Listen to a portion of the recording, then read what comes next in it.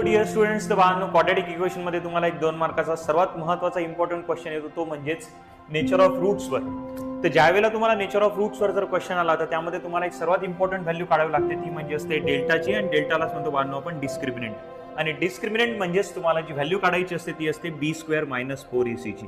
आणि बाळांनो b² - 4ac ची जी व्हॅल्यू येते त्याच्याच वरनं आपण नेचर ऑफ रूट्स डिफाइन करू शकतो.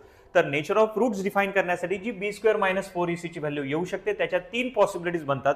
तर पहिली जी पॉसिबिलिटी बनते ती काय, तर b² - 4ac ची व्हॅल्यू ग्रेटर दॅन 0 येऊ शकते, म्हणजेच पॉझिटिव्ह व्हॅल्यू येऊ शकते, इक्वल टू 0 येऊ शकते, आणि तिसरी लेस दॅन 0 म्हणजेच निगेटिव्ह व्हॅल्यू येऊ शकते. आणि बाळांनो ज्या वेळेला b² - 4ac ची व्हॅल्यू ही ग्रेटर दॅन 0 असेल, म्हणजेच पॉझिटिव्ह व्हॅल्यू असेल, तर त्यावेळेला जे रूट्स असतात ते असतात बाळांनो आपले रिअल अँड अनइक्वल.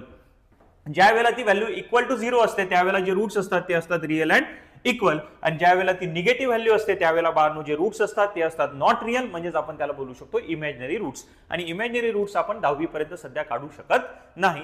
तर बाळांनो मी त्यासाठी एक एक्झाम्पल लिहिलंय, इथे पहा. एक क्वाड्रॅटिक इक्वेशन आहे x² - 5x + 6 = 0. आणि हे जे क्वाड्रॅटिक इक्वेशन आहे याचा आपल्याला नेचर ऑफ रूट्स डिफाइन करायचे आहे. ते नेचर ऑफ रूट्स डिफाइन करण्यासाठी आपल्याला कोणती व्हॅल्यू काढावी लागेल, b² - 4ac. आता b² - 4ac ची व्हॅल्यू काढण्यासाठी आपल्याला सर्वात पहिले एबीसी च्या व्हॅल्यूज काढाव्या लागतील. तर एबीसी च्या व्हॅल्यूज काढण्यासाठी मी या क्वाड्रॅटिक इक्वेशनला स्टँडर्ड फॉर्म म्हणजेच ax² + bx + c याच्यासोबत इक्वेट केलाय. त्याच्यावर मला a ची व्हॅल्यू मिळाली आहे 1, b ची व्हॅल्यू मिळाली आहे -5 आणि c ची व्हॅल्यू मिळाली आहे 6. आणि ह्या व्हॅल्यू ज्यावेळेला मी b² - 4ac च्या फॉर्म्युलामध्ये पुट करतो तर -5 चा स्क्वेअर -4 × 1 × 6, तर -5 चा स्क्वेअर होतो बाळांनो 25, 4 × 1 × 6 तर ते होतं बाळांनो 24, 25 - 24 तर व्हॅल्यू बाळांनो मिळते आपल्याला 1.